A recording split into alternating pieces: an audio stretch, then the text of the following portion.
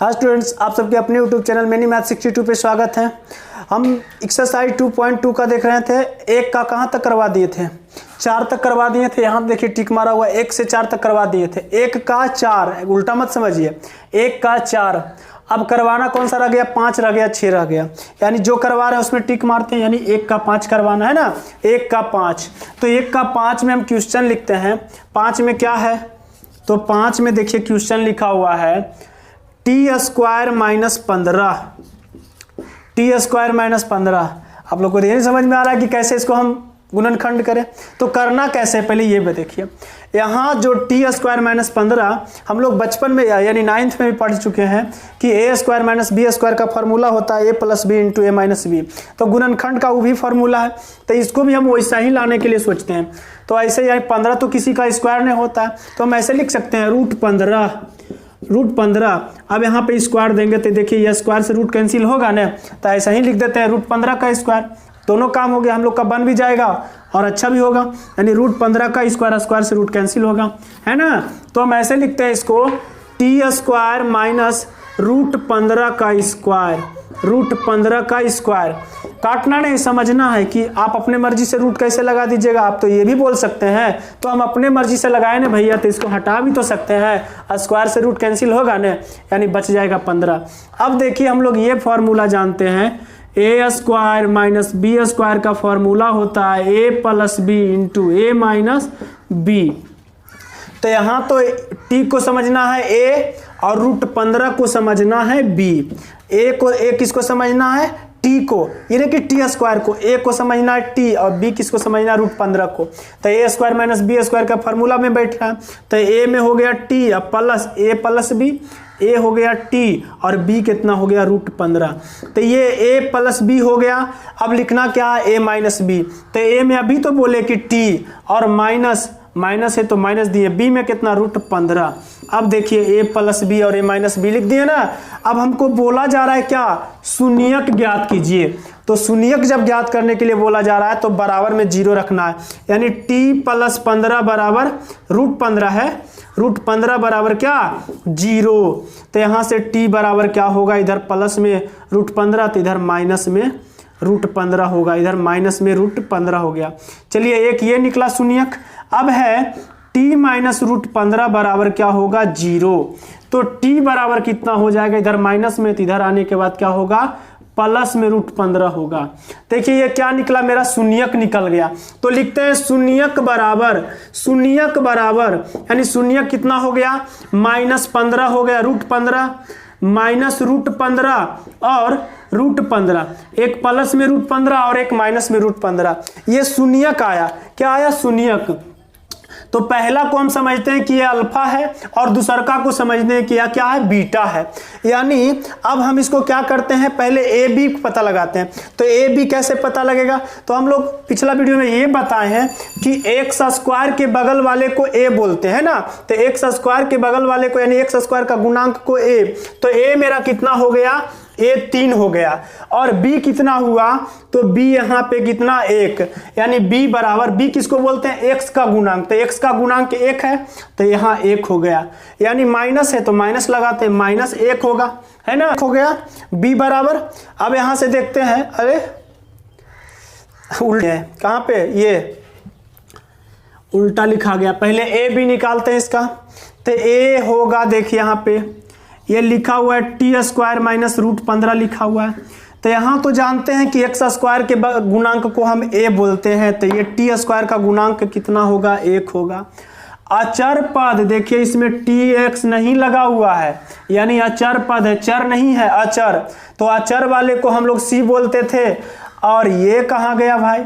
यानी x का गुणांक कहाँ गया? तो यानी t लगा हुआ है, तो t का गुणांक कहाँ गया? तो t का गुणांक इसमें नहीं दिया हुआ है, तो हम अपने से समझेंगे।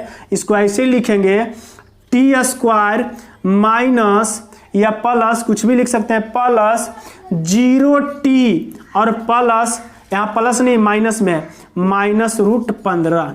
ये लिखा हुआ है, अपने मर्जी से लिखे 0t, जैसे दिया हुआ था टी स्क्वायर माइनस रूट 15।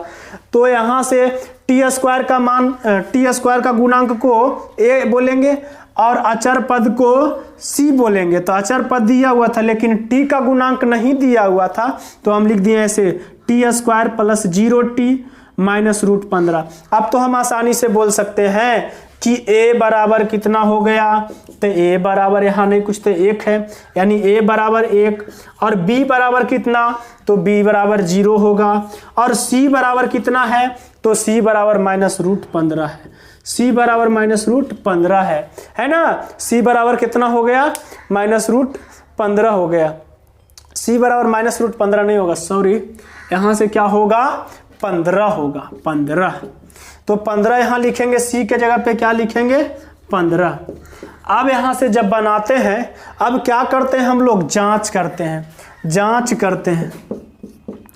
तो जांच करेंगे तो लिखेंगे क्या, तो जांच में पहले हम लोग जानते हैं शून्यकों का योग, शून्यकों का योग। तो शून्यकों का योग बोला जाए तो यानी अल्फा प्लस बीटा, है ना, अल्फा प्लस बीटा। तो अल्फा प्लस बीटा यानी -b/a। तो अल्फा यहाँ कौन है, तो अल्फा यहाँ -√15 है, प्लस बीटा कौन है, तो बीटा यहाँ प्लस √15 है। अब -b/a यानी माइनस पहले से लगा हुआ है, और b का मान कितना है, तो b का मान यहाँ 0 है, और बटा में a, तो a का मान कितना है, 1 है। अब देखिए ये माइनस में √15, यहाँ प्लस में √15, ये -√15 से +√15 कट गया, तो इधर आ गया 0 और इधर भी आ गया 0।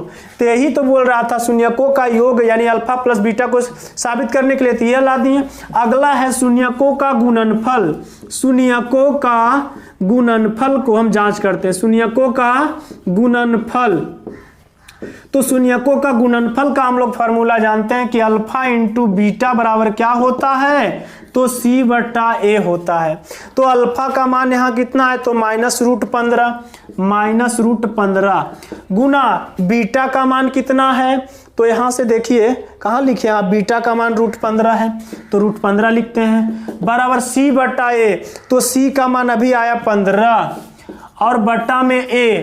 अब a का मान कितना है, a का मान कितना है, 1 है, a का मान कितना है, 1 है। अब यहाँ से देखिए a, अब c जो है मेरा -√15 है, c जो है -√15 है, छूट गया था यहाँ, देखिए ये c पढ़ा जाएगा ना बाबू, ये हो गया a के जगह पे लिखे 1, इसका बगल में क्या होगा, 1 होगा ने, तो a हो गया। b तो इसमें नहीं दिया हुआ था तो हम b माने ना 0t, तो b के जगह पे 0 हो गया। अब c के जगह पे कितना, -15, तो देखिए यहाँ c के जगह पे देंगे -15 और a के जगह पे कितना आया, a के जगह पे ये 1 आया, तो 1 दिए।